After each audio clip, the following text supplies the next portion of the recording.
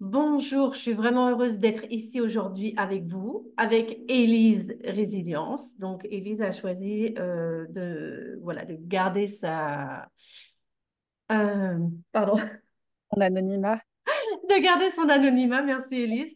Mais elle est vraiment présente et même si vous ne voyez pas son logo, moi je le vois ici sur Zoom, mais sur Facebook, vous ne le voyez pas. Peut-être que sur YouTube, vous le verrez.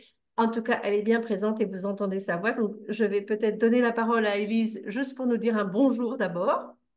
Bien, bonjour à tous, je suis ravie de témoigner pour vous aujourd'hui. Voilà, et puis je vais peut-être juste me représenter et puis après laisser Élise se présenter. Donc, le titre de cette interview, c'est Élise, orpheline de mère à 12 ans. Et donc, moi, je suis Jannick Dumay. Donc, à quel titre j'interviewe Élise? Moi-même, je suis en deuil depuis bientôt 4 ans de mon fils aîné qui avait 28 ans en août 2020, donc il est mort d'un cancer.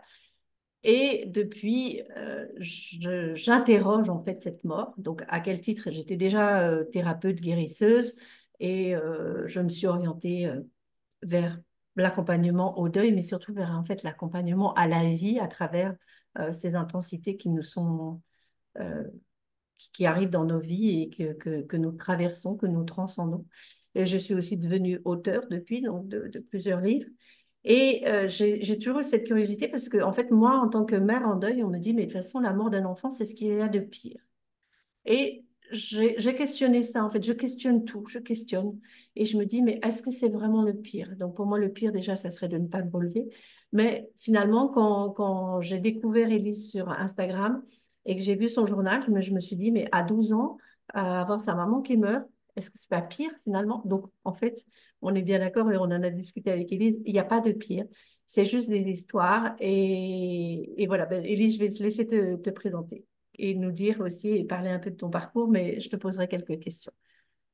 Mhm. Eh bien, encore une fois, bonjour à tous. Comme l'a dit Jannick, je m'appelle Élise et j'ai perdu ma mère à l'âge de 12 ans d'un cancer extrêmement foudroyant. Et ensuite, se sont suivies des années de réflexion, de cheminement personnel, où j'ai été suivie. Je suis toujours suivie par des thérapeutes qui sont exceptionnels. Et puis, bah, j'ai construit ma vie aussi. J'ai notamment fait de très, très belles rencontres amicales, très belles rencontres humaines. Et ça n'a jamais changé. J'adore rencontrer les gens. Et c'est sans doute ce qui m'a grandement aidée à avancer avec ce que j'ai dans les pattes. Je le dis Est-ce que avec tu peux juste nous dire ton âge aujourd'hui, juste pour j'ai situer, enfin, 25 ans. voilà, 25 ans, donc voilà, ça fait maintenant 13 ans, c'est ça. Ouais, ça s'est passé en avril 2011. D'accord. Au fil de ces réflexions, en fait, je me suis rendu compte qu'on parlait extrêmement peu de ce qu'on appelle l'orphelinage. Donc, l'orphelinage, c'est le fait d'avoir perdu un parent ou ses parents pendant l'enfance ou l'adolescence. Je crois que légalement, c'est avant 25 ans, mais en gros, voilà, c'est pendant l'enfance, l'adolescence, au tout début de l'âge adulte. D'accord. Et j'ai eu ce désir de témoigner pour essayer d'aider les autres, de me dire que s'il y avait des personnes dans la même situation que moi, même si chaque personne est différente, bah, peut-être que ça pourrait les aider de voir qu'elles sont pas seules et que quelque chose d'assez similaire a pu arriver à d'autres gens. Et j'ai eu envie donc de libérer la parole autour de ce sujet et de témoigner. En témoignant, je ne cherche absolument pas d'aide. Je sais la trouver moi-même dans mon quotidien. Et depuis que j'ai ouvert ce blog, donc maintenant ça fait 2 ans et demi, 3 ans, j'ai eu des rencontres extrêmement positives, très belles. J'ai eu malheureusement affaire à des personnes qui se sont prises de pitié pour moi, qui ont été intrusives dans ma vie, et donc voilà, ça s'est pas toujours très bien passé. Alors, Mais est-ce que tu peux redire, parce que tu dis depuis que tu partages, donc justement, tu as parlé d'un blog, mais en fait, moi, je t'ai découverte tiens, il y a Ivy Lo qui nous fait un bonjour de Toulouse. Euh, moi, je t'ai découverte sur Instagram. Donc, en fait, il y a Instagram. Je remettrai tous les liens ouais. hein, dans le descriptif des vidéos, mais c'est juste pour dire, tu as commencé à publier sur les réseaux sur Instagram et aussi un blog ou les deux. Peut-être tu peux dire un peu où est-ce qu'on peut trouver ton... Ok, alors je vais expliquer un petit peu comment Ah, c'est fonctionne. Olivia, pardon. Ok. Bonjour Olivia. Alors moi, mon but, c'était de faire en sorte que le contenu soit accessible à potentiellement tout le monde, c'est-à-dire des gens qui n'ont pas de réseaux sociaux comme des gens qui ont les réseaux sociaux. Et Mhm. donc, je me suis dit, bah, tu n'as qu'à créer un journal ça prend un peu la forme d'un journal, hein, ce blog sur l'orphelinage. Tu n'as qu'à créer un journal qui sera disponible sur différentes plateformes en fonction de ce que les gens ont à disposition. Donc, il y a une page Instagram, il y a une page Facebook et il y a un site internet. Et sur ces trois plateformes, il y a exactement le même contenu, à peu de choses près. Donc, des D'accord. articles où je choisis une thématique et j'explique mon rapport à cette thématique. D'accord. Oui, donc c'est ce que j'ai rencontré moi sur Instagram. Donc en fait, Ok, et ouais. ça, donc cette idée de partage, elle est relativement récente. Ouais. Euh, donc peut-être que je vais te reposer quelques questions maintenant, parce que bon, bah, si vous allez sur le blog et si vous allez sur Instagram, donc c'est le journal d'une orpheline, c'est ça, hein, le titre. Ouais. Est-ce que Ouais. tu veux que je redise oralement les coordonnées? Ou est-ce Si que- tu veux, mais je vais les écrire en descriptif, donc on pourra les redonner après. Mais c'est pour dire, bah, là-dedans, quand vous allez lire, vous pourrez lire plein de choses et toute l'histoire, etc. Et moi, c'est ça qui m'a touchée parce qu'en fait, ce que j'ai trouvé dans ton texte, c'est que justement, tu parlais des choses qui avaient été difficiles pour toi. Là, c'était l'apitoiement ou ce sentiment de pitié. Et Ouais. ce que je n'ai pas... enfin, moi aussi, c'est quelque chose voilà, dont on n'a pas envie, en fait, cet apitoiement. Enfin, en tout cas, pas tout le monde, et en tout cas pas nous deux. Donc, je me suis retrouvée dans tes écrits.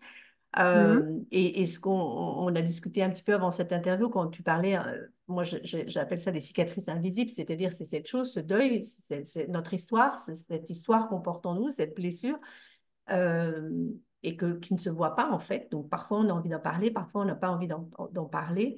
Et en tout cas, si on en parle, on n'a vraiment pas envie d'apitoiement.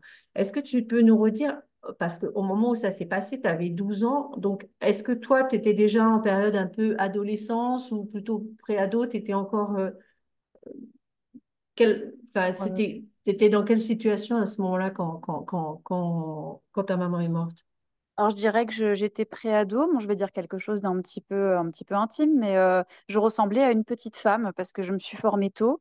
Oh, Et ça, d'accord. d'ailleurs, c'est une chance. Bon, ça peut paraître anodin de parler du physique, mais j'avais une très bonne relation avec ma mère. On était très proches et elle a pris le temps, d'ailleurs, s'il y a des filles qui m'écoutent, de m'expliquer tout ce qui a un rapport avec les règles et tout ça. Donc, j'en profite pour évoquer ce point-là. Ça m'a beaucoup aidé. C'est une des rares choses qui s'est bien passée après.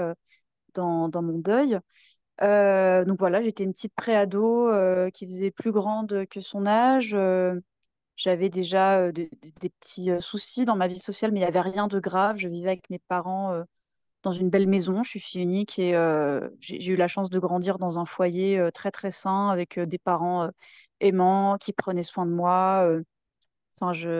Mais j'avais, tu vois, déjà cette intuition qu'il allait arriver un truc à ma mère. Je ne sais pas pourquoi. Depuis que j'étais toute petite, je savais que ma mère allait décéder quand j'étais enfant. Je ne saurais pas te l'expliquer pourquoi. C'est fou parce Et que c'est intéressant ce que tu dis là et moi j'entends pas mal de personnes qui disent quelque part en fait je le savais. Donc dans un inconscient bien ou dans une conscience très subtile ou dans un inconscient bien enfoui parce que on n'a pas envie de le savoir, même si on le sait, on n'a pas envie de le savoir, mais on sait on l'a pressenti quelque part. ouais, et ça, je suis pas la seule à le dire. Et notamment Ouais. chez les orphelins, il y en a plein hein, qui disent qu'ils savaient que ça allait arriver, Mm, qu'ils mm. l'avaient pressenti. Au début, ça, je me disais, non, mais tu surinterprètes, c'est parce que tu as trop regardé Bambi ou des choses comme ça. Les contes de fées, c'est très fréquent que les parents meurent et tout. Oui. Ça joue Mm. peut-être, mais j'avais cette intuition. Et d'ailleurs, quand elle est morte, tout le monde a été extrêmement surpris, sauf moi. D'accord. Oui, donc, à ce moment-là, cette intuition, elle est revenue, quoi. Quelque part, c'était... Ouais, je le savais, quoi, ça devait arriver. Ah, complètement, ouais, D'accord. complètement. Ça n'a pas été plus facile pour autant. Non, non, du tout, mais en plus, ça a été culpabilisant, même, je dirais. Ça, c'est pareil, apparemment, c'est très, Mm. très fréquent dans la psychologie de l'orphelinage, c'est la culpabilité des enfants. Ouais, De toute façon, les enfants, dès qu'il arrive un truc à leurs parents, c'est très fréquent qu'ils se disent c'est de ma faute, c'est de ma faute. Même un ouais. divorce, hein, ou quoi que ce soit. Oui, oui, oui, l'enfant. Bon, après, alors moi, je vais aller parler de la culpabilité de parents parce que, donc, Élise, elle a 25 ans, moi, j'en ai 61, elle a l'âge de mon plus jeune fils. Ouais, Et donc, moi, c'est la culpabilité en tant que parent en disant, bah, j'ai pas sauvé mon fils, je m'en suis pas assez occupée. Enfin, quelque part, je crois que ça peut être une culpabilité dans le deuil, même si c'est un conjoint, un ami, où on se dit, ben, j'aurais pu faire quelque chose, j'aurais pu éviter cette mort.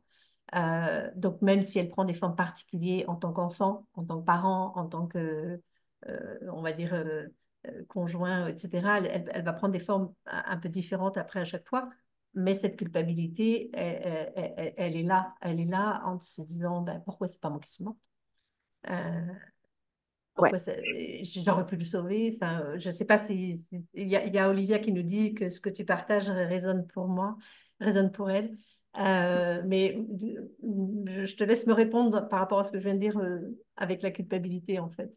Ouais, je suis tout à fait d'accord avec toi. Enfin, après, je suis pas dans la tête de chaque personne, mais j'ai cru comprendre que c'est très fréquent dans le deuil, ouais, la culpabilité, de se dire mais j'aurais dû être plus présent pour lui, faire ci, faire ça.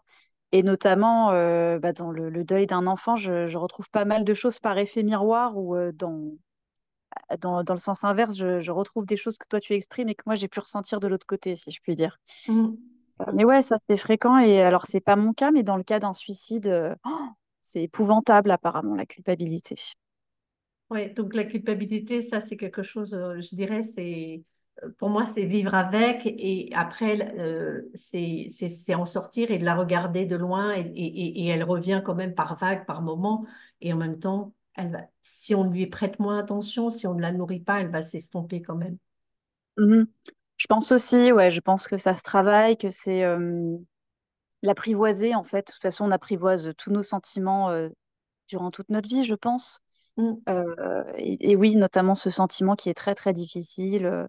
C'est pour ça, si bien sûr on en a envie et qu'on ressent le besoin, ça peut être bien de se faire aider, ouais, pour avoir un regard plus objectif et comprendre qu'on a le droit de vivre après le décès de notre proche. Ouais, alors ça, c'est important ce que tu viens de dire, justement, ce droit de vivre et je dirais même, en fait, on n'est pas épargné de vivre, en fait, quelque part. Donc, est-ce que tu peux me dire, bon, on s'est rencontrés il y a 2 semaines avec Élise en ligne, Ouais. on a discuté un petit peu. Je n'ai pas forcément noté les choses, mais voilà, je voulais que tu nous reparles, en fait, de qu'est-ce qui a été le plus difficile pour toi au début? Ah bah ma pauvre, je raconte tellement de trucs, c'est normal que tu puisses pas tout retenir. Qu'est-ce qui a été le plus dur? J'essaye de me replonger. C'est pas forcément simple parce que je pense que mon cerveau a aussi effacé des images et des choses pour me protéger. De voir la détresse de mon père et de ma grand-mère, notamment, ma grand-mère D'accord. maternelle. Parce que Ça, ta c'était maman, elle avait quel âge? 45 ans, elle allait avoir 46. Elle est morte à D'accord. une semaine de ses 46 ans. Ok. Ah oui, donc Donc, elle avait encore ses parents, elle avait encore sa maman, ouais, plus sa son maman. papa. D'accord, d'accord. Donc, voir mes proches souffrir, ouais, notamment bah, son mari et ma grand-mère, ouais, sa maman. Le fait de me dire, bah, elle a perdu son enfant et puis mon père, il a perdu sa femme. J'ai eu cette espèce d'empathie comme ça. Je trouvais ça absolument épouvantable. Et puis, Mhm. bah, je me posais plein de questions. Alors ça, c'est des sortes de pensées intrusives, mais qui sont absolument inévitables. Du style, est-ce que je vais changer de maison? Et si je change d'école? Et ça va être hyper dur après de me resociabiliser, etc., etc. Ça aussi, ça arrive souvent avec la culpabilité de se Oui, dire, des mais questions pragmatiques, en fait, des questions voilà. pratiques en Ouais. disant, oh là là, mais qu'est-ce qui va se passer maintenant? Toute ma vie, non seulement maman est plus là, mais en plus, toute ma vie va être bouleversée, quoi. Ouais, et c'est normal, ça, il n'y a pas à culpabiliser, c'est quoi de plus normal, quoi, de penser à des choses matérielles. Il faut autoriser ses pensées, si elles sont là, c'est pour une raison. Et ce qui a été dur, bah tiens, tu vas voir, ça va faire un point avec ce que je viens de dire, c'est que très vite, j'ai culpabilisé parce que j'avais l'impression que j'étais heureuse au début. Ça peut paraître horrible, mais en fait, j'avais vu ma mère tellement souffrir du cancer que j'étais soulagée que ça s'arrête. Ouais. Ça, pareil, c'est très fréquent dans les maladies, je crois qu'on Ça faisait ressent ce longtemps qu'elle était soulagement. malade? Pas très longtemps, non, ça a été un cancer très foudroyant, Oui, ce que tu mais disais. ça a commencé en septembre 2010 à peu près. Ça s'est considérablement aggravé en janvier et elle est morte fin avril. Oui, donc c'était assez rapide et en même temps, il y a eu quand Ouais, même tout ce temps de souffrance. C'était pas un truc en 2 semaines, quoi. Enfin, c'est quand c'est même. ça, ouais. On Pas a, comme. on a Ouais. Caroline qui est là, puis Olivia, elle dit, bah, lors du décès de sa mère, c'était sa fille qui avait 15 ans qui s'est sentie coupable. Donc, ouais, voilà, la culpabilité, elle peut être là partout, dans tous les sens. Ouais, ouais. Mais donc, ouais, donc, et par rapport à cette difficulté, est-ce que le fait de voir ton père, ta grand-mère souffrir, est-ce que quelque part, ça a aussi occulté ta propre souffrance? C'est-à-dire que quelque part, en voyant leur souffrance à eux, tu t'es pas autorisé à souffrir ou pas? Ma souffrance n'était pas. En fait, ma culpabilité prenait vraiment toute la place au début, je m'en D'accord. rappelle. Je me disais, mais c'est pas possible, t'es vraiment pas un bon enfant. Enfin, t'as pas l'impression d'être spécialement triste. Et c'est vrai, au début, j'avais pas l'impression d'être spécialement triste parce que je réalisais pas, en fait. Ouais. Apparemment, c'est assez fréquent chez les enfants, c'est un moyen de protection qui peut y avoir chez tout le monde, hein, mais pour se dire, 2 heures avant d'enterrer ma mère, je m'amusais à prendre des selfies avec son téléphone et j'étais trop contente de me dire, ah cool, vu que bah, elle est plus là, je vais avoir un téléphone portable parce que j'avais envie d'en Oui, avoir je me un. souviens, Ouais, je me souviens de la publication où tu as parlé de ça. ouais. Et ouais, mais en fait, je trouve ça, quelque part, je trouve ça formidable parce que c'est cette capacité où tu étais, même si tu étais, voilà, 12 ans, c'est encore un peu une enfant, c'est pas complètement adulte. Donc, c'est aussi quelque part cette insouciance. Ouais, c'est ça. Et de se dire, oui, bon, maman est morte, ça veut rien, ça voulait peut-être quelque part rien dire pour toi. Enfin, il n'y avait aucune projection peut-être. Et donc, tu étais dans le moment présent et le moment présent, c'était cool, je vais avoir son téléphone. C'est ça, ouais. Ça me l'a fait avec d'autres trucs aussi. Par exemple, ma mère était un peu pénible, je trouvais. Parce que j'ai beau aimer ma mère de tout mon cœur, c'était un être humain avec ses C'est défauts une et ses maman, qualités. quoi. C'est casse-pied Voilà. parfois, les mamans. Et ma mère avait tendance à me casser les pieds pour que je porte tel vêtement, tel jour et tout. Et une des premières réactions que j'ai eues, c'est ah, trop cool, je vais pouvoir choisir mes fringues maintenant. Mm, mm, Ça peut mm, paraître horrible, mais c'est des réactions, c'est normal, c'est le mm. cerveau, je pense, qui se protège, et notamment le cerveau de l'enfant. Ouais, ouais, ouais. Non, mais justement, je trouve que t'étais juste à cette période où pas encore assez âgé pour mesurer peut-être tout ce que tu allais vivre après Ouais. et tout ce que ça pouvait inclure. Et quelque part, ça t'a donné cette... Oui, je garderais peut-être le mot d'insouciance pour laquelle il y a aucune culpabilité à avoir. Euh, c'est non, je trouve que c'est vraiment, c'est aussi d'être dans le moment présent, de voir autre chose. Alors, il y avait autre chose. Donc, là, je t'ai demandé qu'est-ce qui avait été le plus difficile. Et puis, ben voilà, tu as ces réponses-là aussi, de montrer que finalement, toi, tu étais dans ta vie de tous les jours. Et ça rejoint aussi peut-être ce que euh, moi, par exemple, en tant que mère, j'ai vraiment été, bah, alors, voilà, j'avais 57 ans quand Louis est mort, j'étais vraiment dans l'interrogation de cette mort, enfin dans l'introspection, qu'est-ce qui se passe, etc. Mhm. Et mon plus jeune fils, bon, qui avait 22 ans à l'époque, et en fait, quand il a vu que je parlais, que j'étais en train d'écrire sur la mort, de rencontrer d'autres gens en deuil, etc., moi, j'ai ma vie à vivre. Et c'est pas Ouais. pour ça qu'il oublie son frère, qu'il n'y a pas de culpabilité. Il a sa vie à vivre. Il a 22 ans, il était en pleine dans ses études, etc. Il a sa vie à vivre et il va la créer, même si son frère est mort, en fait. Si son frère était resté là, vivant, il aurait aussi vécu sa vie. Et maintenant, il va vivre avec cette mort, avec ce décès, et en même temps, il a aussi sa vie à vivre. Donc, ce que tu donnes comme exemple de, quelque part, cette insouciance un peu de l'enfant et ce côté un petit peu terre à terre, peut-être en voyant Mhm. les bons côtés, mais pourquoi? Enfin, oui, quoi. Maintenant, je voulais te demander aussi, Mhm. tu m'avais parlé, enfin voilà, je voulais savoir en fait quel avait été ton meilleur soutien aussi, malgré tout. Alors, mon meilleur soutien, déjà, ça a commencé très tôt. J'ai eu de la chance parce que ça n'a pas toujours été le cas après dans mes études. Mais j'avais une CPE au collège qui était absolument géniale et avec qui je suis toujours en contact. J'avais un principal aussi qui était vraiment gentil et donc tous deux m'ont vraiment soutenue. Ils étaient très présents, très à l'écoute et donc notamment cette CPE qui, elle, a vécu des deuils aussi très très durs et qui a des enfants orphelins. Et puis, au sein de ce collège, il y avait un groupe de parole pour orphelins qui avait été créé. D'accord. Alors ça, c'est pas de la faute du groupe de parole, mais moi, c'était trop tôt pour moi pour y aller. Donc sur le moment, j'ai pas ressenti spécialement un bien-être, une efficacité en m'y rendant. Mais c'était une super initiative. Enfin, je salue ça Hum, hum, vraiment. hum. Je suis extrêmement reconnaissante de ça. Et puis après, bah, c'est des rencontres tout au long de la vie. À partir de 2014, je me suis fait des amis vraiment très très importants pour moi, que j'ai toujours. J'ai rencontré au fil de ma vie des êtres que j'aime profondément et des êtres de tous les âges, parce que bah, je ne m'en rends pas forcément compte, mais mon orphelinage m'a rendu plus mature sur certains points. Et donc, ça m'a permis aussi de me lier d'amitié avec des gens bien, bien, bien plus âgés que moi. Mes amis ont entre 20 et 70 ans. D'accord. J'exagère pas la fourchette.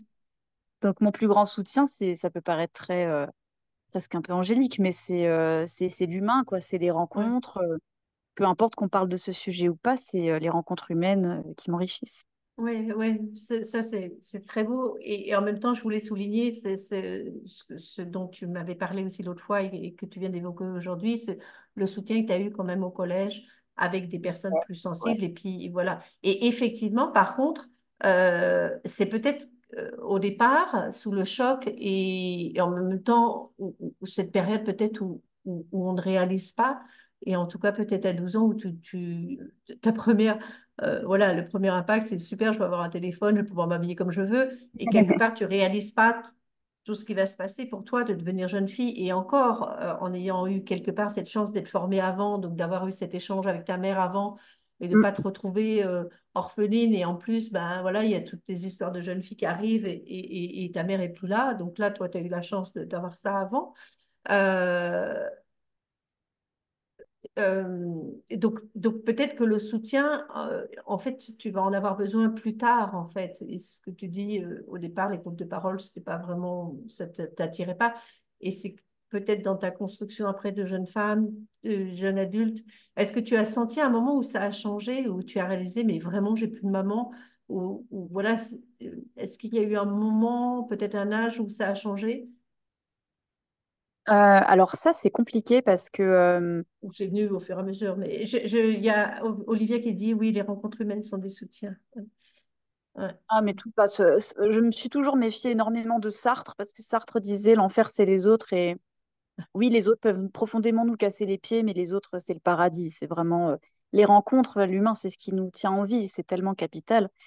Mais ouais, pour répondre à ta question, ce qui est compliqué, et notamment, je pense, dans un deuil comme ça qui arrive quand on est enfant, ado, très très jeune, c'est que le choc est tellement fort que notre inconscient nous protège d'une manière très brutale presque. Un peu Mhm. comme si, tu vois, des fois, quand il y a des scènes médicales, c'est ma psy qui m'avait expliqué ça.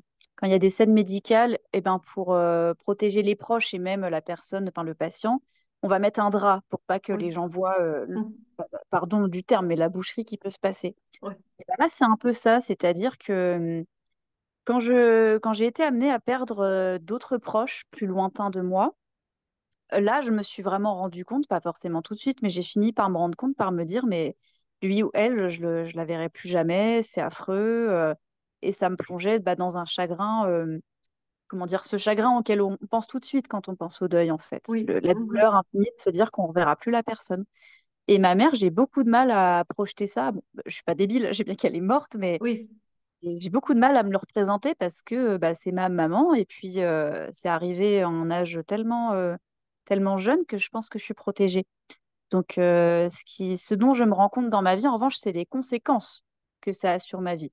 Mhm. Ça, au fil du temps, il y a plein de conséquences que je perçois et auxquelles que je n'avais jamais imaginé au départ.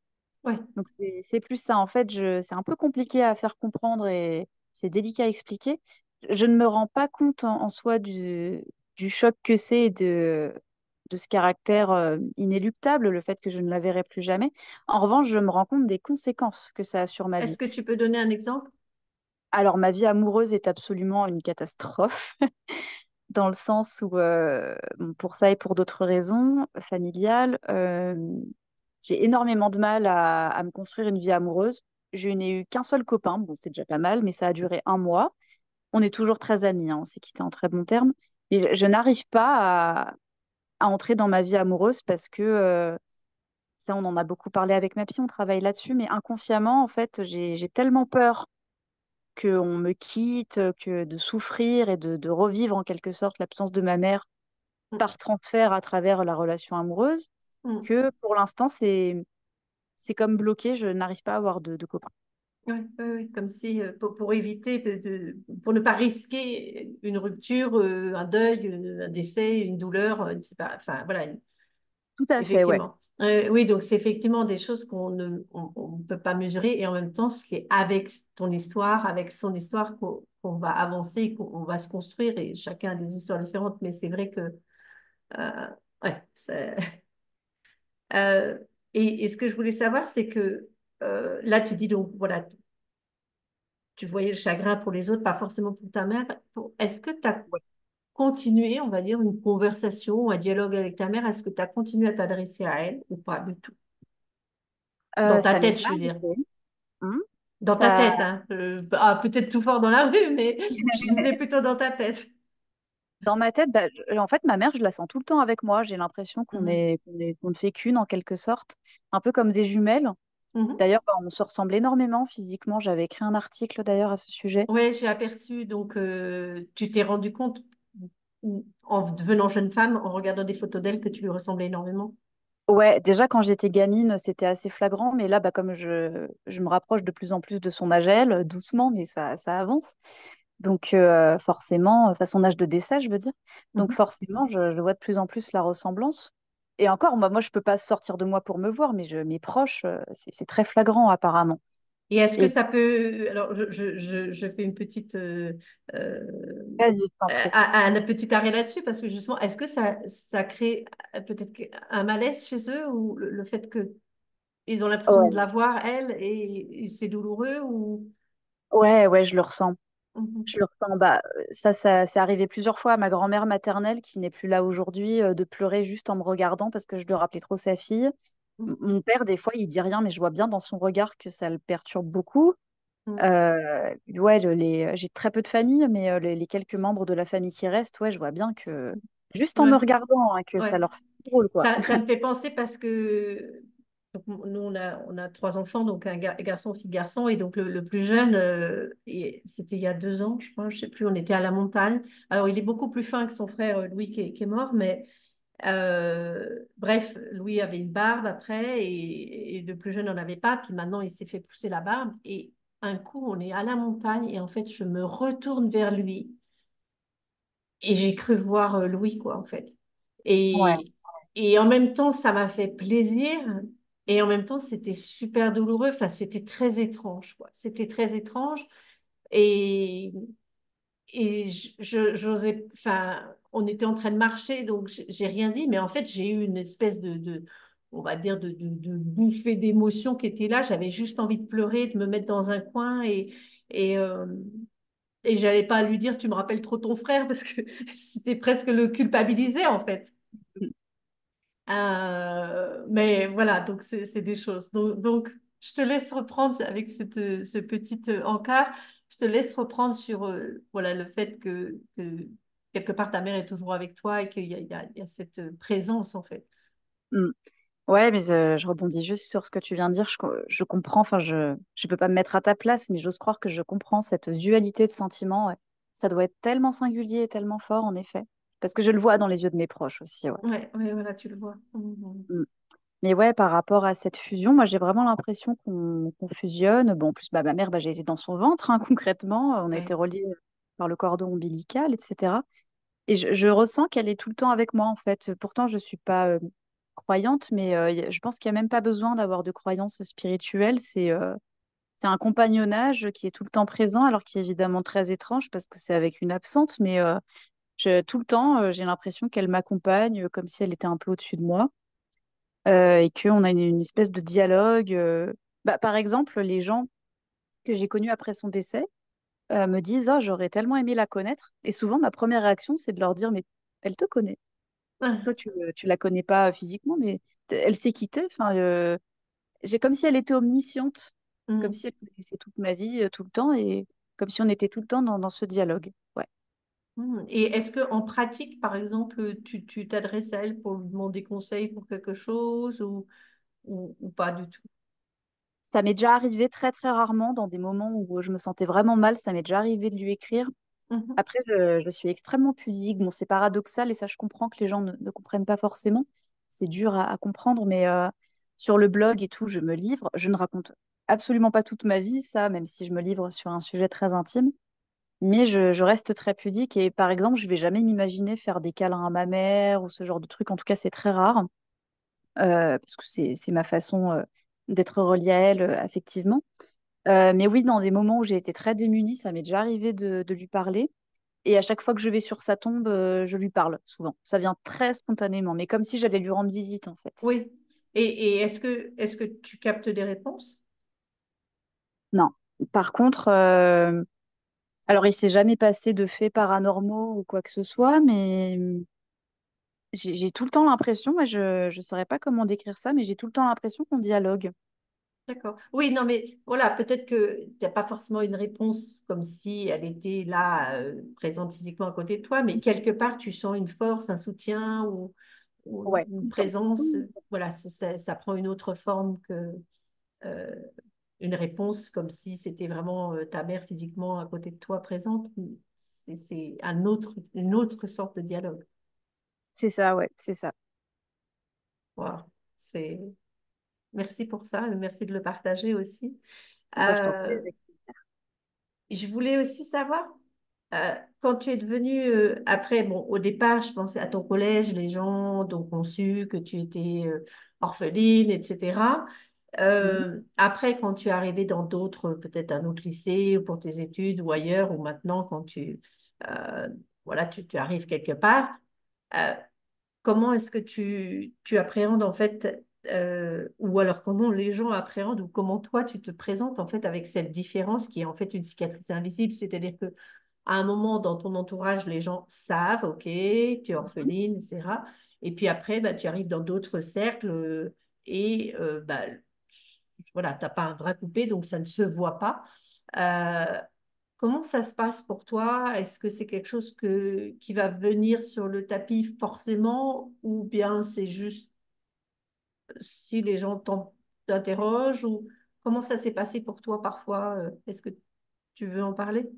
Ouais, alors moi je dirais que quand j'en parle et que je sens le malaise chez les gens, je suis encore plus gênée pour l'autre en fait, parce que moi je suis tellement habituée à ça que voilà, je vis avec ça, je suis habituée. Je prends très souvent la métaphore du handicap pour décrire ma situation. Bon, je Mm. suis très prudente avec les comparaisons. J'aurais jamais l'audace de dire que je suis handicapée au sens premier du terme, mais je suis habituée à fonctionner avec mes prothèses, si tu veux, avec Mm. mes béquilles et tout ça, donc je gère. Moi, c'est pas un souci.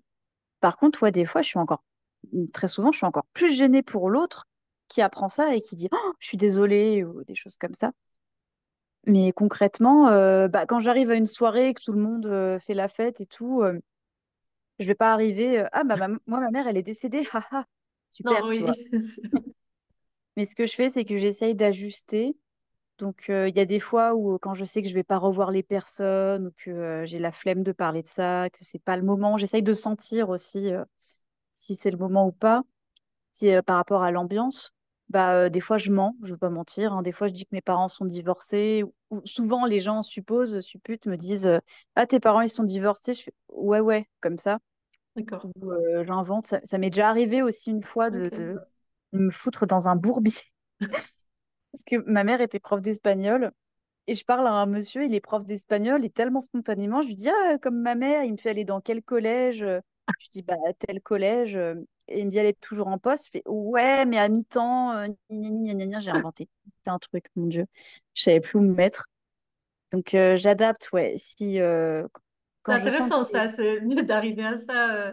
Ouais. J'imagine, ouais, moi ça m'est pas arrivé, mais euh, comme ça, mais effectivement, là, je vois bien la situation où il y a des gens où on n'a pas forcément envie d'en parler. Et effectivement, Ah, mais c'est trop ça, ouais. bon, après, voilà, il y a des fois où ça n'a pas de conséquences. Et ce que je disais, j'ai partagé parce que moi, c'est arrivé une seule fois, là, pour l'instant, où on m'a vraiment posé la question combien t'as d'enfants? Ah ouais. Et où, en fait, j'aurais pu juste répondre trois. Et en fait, j'ai dit, bah, j'en ai trois, mais en fait, il y en a deux qui sont sur Terre et un qui est plus là. Ah, Mhm. désolé, etc. Mais qui a amené après. Mais c'était des gens que je ne connaissais pas du tout.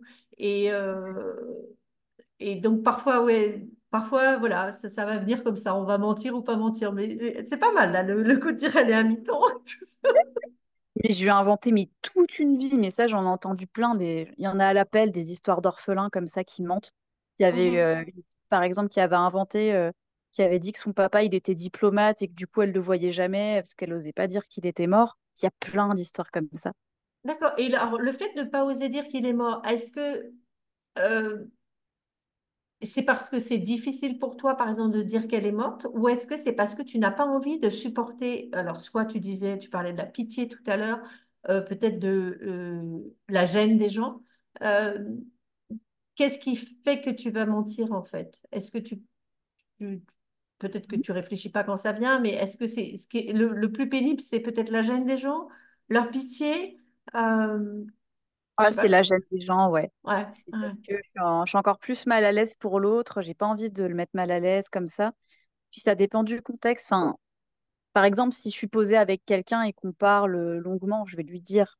ouais, Par contre, parce que c'est pas tabou, hein, vraiment, ce sujet-là, il est pas tabou pour moi. C'est pour ça que j'ai ouvert un blog et tout. Euh, et encore une fois, comme par rapport à cette image dont j'ai parlé tout à l'heure, le fait que j'ai comme une espèce de drap en face de moi et que finalement je me rende pas complètement compte des choses, ça me protège et ça me permet de parler de ça assez facilement. Mais c'est pour pas mettre les gens mal à l'aise, selon le ouais. contexte. Encore une fois, Oui, s'il y a une parce grosse soirée et tout, où tout le monde se met une race, je vais pas balancer ça, quoi. non, mais oui, non, mais je parle pas forcément. Bon, c'est là où on voit qu'on n'est pas de la même génération. Bon, moi, je parle pas forcément des soirées. Je parle Mais c'est vrai Ouais, que bah, non, mais par exemple, c'est arrivé à ma fille aussi en soirée comme ça, où ah, t'as des frères et sœurs, oui, j'ai deux frères. Ah, qu'est-ce qu'ils font? Ah, bah, il y en a un qui est mort. Ah, pardon, machin. mm, Voilà, ça a un peu plombé l'ambiance, mais bon, après, voilà, il y en a qui insistent aussi avec leurs questions, donc parfois. Et oui, alors, ouais. justement, c'est peut-être là où je voulais en venir aussi, parce que euh, quelque part, je trouve que quand on a vécu des choses aussi intenses, euh, on va peut-être faire moins de concessions dans la vie, peut-être se lancer plus à fond. Là, j'ai écouté, mais je me rappelle plus, c'est sur le podcast Les Lueurs, une jeune humoriste qui parlait de la mort de son père et qui disait, bah, en fait, je vis quatre fois plus quelque part Mm, mm. aussi. Et en même temps, donc moins de concessions et parfois un petit peu d'ironie ou un petit peu d'humour pour aider à passer les choses aussi. Donc voilà, non, mais ça va, il est très bien au cimetière, t'inquiète pas. Bon, alors, juste avant de reparler d'humour, je voulais juste dire, c'est vrai que Mm. parfois aussi, quand on parle avec les gens, on ne sait pas, on ne connaît pas leur vécu. Et qu'on peut tomber sur des gens qui ont vécu aussi des décès, qui sont très mal par rapport à ça, donc voilà, je dirais, on bascule toujours entre une certaine pudeur, une retenue, et puis après, ben, parfois, on ouvre complètement, et puis effectivement, ben, trouver des lieux comme sur ton blog, comme sur tes réseaux, où là, tu choisis effectivement d'en parler, et là, c'est les gens qui veulent écouter ça, en entendre parler, partager, qui vont venir là. Tu crées un contexte, en fait, pour pouvoir parler, là. Voilà, Et c'est tout à fait ça. ouais, donc c'est ça. Et donc, j'ai vu dans tes dernières publications, déjà que tu as été sur un autre réseau, tu as été sur TikTok, et Ouais. qu'il y avait un petit peu des points d'humour, d'ironie. Donc ça, est-ce que tu peux en parler? Voilà, dire comment c'est venu? Est-ce que c'est parce que c'est quelque chose qui est un peu plus récent? Ou voilà, je te laisse nous dire. Alors, bah, je suis quelqu'un qui a toujours aimé beaucoup rigoler. Bon, c'est très banal de dire ça, mais l'humour, ça m'a toujours énormément aidé dans ma vie, et notamment par rapport à ce deuil. Au tout début, vraiment, il y a une dizaine d'années où c'était les tout débuts où j'étais orpheline. Bon, j'étais encore assez binaire dans ma façon de penser. Je me disais, ouais, de toute façon, les gens qui rigolent, c'est des gens qui n'ont pas de problème dans leur vie. Non, souvent, c'est plutôt le contraire. Et l'humour, souvent, c'est un excellent moyen pour prendre du recul. C'est absolument génial. Alors, prendre du recul, ça ne veut pas dire se mettre dans la tête qu'il y a pire que soi. Bon, il y a toujours des gens qui ont vécu quantitativement, si je puis m'exprimer ainsi, des choses encore pires que nous. Mais c'est prendre du recul déjà sur notre souffrance. Ça Oui. nous permet de nous dire qu'elle va évoluer et que ce qu'on ressent là, bah, c'est temporaire. Par exemple, une fois, j'avais fait un TikTok humoristique où ça disait c'est quand la dernière fois que tu as eu peur d'être abandonné? Et j'ai dit oh, bah, j'en sors, j'y retourne. Et ça me permet de prendre du recul sur cette peur de l'abandon parce que je sais qu'elle n'est pas là tout le temps, elle se manifeste à certains moments. Mhm. Et, euh, et donc, ouais, notamment sur TikTok, ça permet d'exprimer ça parce qu'il y a beaucoup de tendances qui passent où les gens essayent de prendre du recul par rapport à leur traumatisme et d'en rigoler, en fait. Quand bien même, c'est pas drôle à l'origine, mais ça leur permet de prendre du recul et de se rappeler que ce qu'ils ressentent là, pardon, à l'instant T, ce n'est qu'un passage et que ça va évoluer. Tous les sentiments, de façon, évoluent perpétuellement dans la vie. Et ça, c'est génial. L'humour, Olivia, oui, l'humour m'aide également à prendre du recul. Ouais, c'est ça. Et puis voilà, puis juste de rire, ça permet de se détendre, ça permet aussi euh, de regarder d'un autre point de vue, en fait, notre souffrance, au lieu d'être au cœur du cyclone, d'aller un peu regarder sur le côté. Euh, ouais, ouais. Donc, qu'est-ce que tu as envie de rajouter et quel est vraiment le message que tu as envie de faire passer aux personnes qui vont nous écouter, là, qui nous écoutent? Eh bien, notamment si vous êtes arrivé sensiblement la même chose que moi, donc le fait d'avoir perdu un parent quand vous étiez enfant ou ado, je tiens à vous envoyer tout mon soutien et mon amour. Si vous avez envie de parler avec moi, y a aucun souci, vous pouvez venir sur le réseau qui vous convient et puis on peut discuter. Du moment que vous ne manifestez pas de la pitié ou que vous n'êtes pas trop intrusif dans ma vie, y a aucun souci avec ça. De manière générale, sur le deuil en particulier, par rapport à ce que je viens de dire, rappelez-vous que tout est mouvance. D'ailleurs, dans le mot émotion, il y a cette idée de mouvance. Tout, tout change au fil de la vie. Donc, si vous vous sentez très, très, très, très mal à l'heure qu'il est, quelle que soit la raison, je vous promets que ça ne durera pas toute votre vie. Parce que la vie, elle a plein de choses à vous offrir. Euh, la vie, évidemment, ne manque pas d'inventivité pour mettre des adversités dans les pattes des gens.